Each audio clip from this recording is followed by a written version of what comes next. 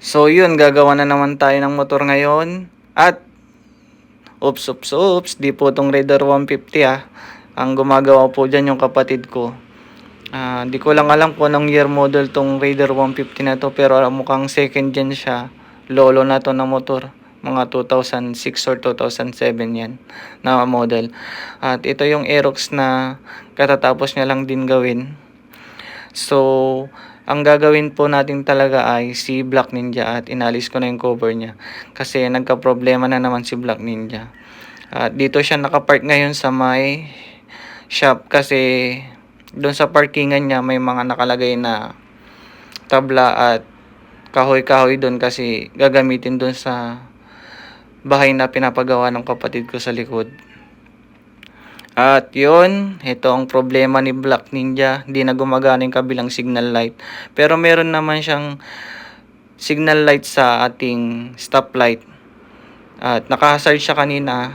Then, ito naman po yung ipapalit nating signal light.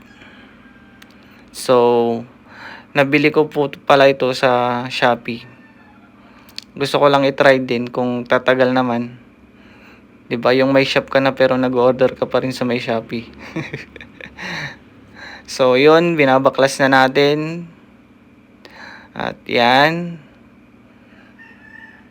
Start na tayong gumawa. At 'yun, ite-testing naman natin yung signal light na binili natin.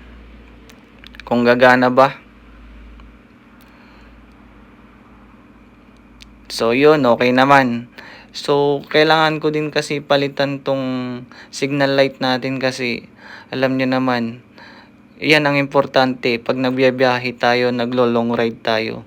Kailangan lahat yan gumagana. Stoplight, signal light, headlight, kailangan gumagana yan. Lalo na dito sa stoplight. Kasi, paano pag may sumusunod sa atin? Tapos hihinto pala tayo, wala tayong stoplight. Paano nila malalaman na hihinto tayo? Tapos paano pag hindi gumagana yung signal light naman natin? Paano nila malalaman kung liliko ba tayo or kakanan tayo or kakaliwa tayo, 'di ba? So kailangan lagi pag nagra-rides tayo or may pupuntan tayo na kahit dyan lang, make sure nyo pa rin na gumagana lahat yung ating stoplight, signal light, headlight. So, yan, ginabi naman na ako. At ito naman na, binabalot ko naman na lang yung mga wirings niya para di magdikit-dikit at magka-cause ng problema na naman. At yan. So, patapos na at testing naman na natin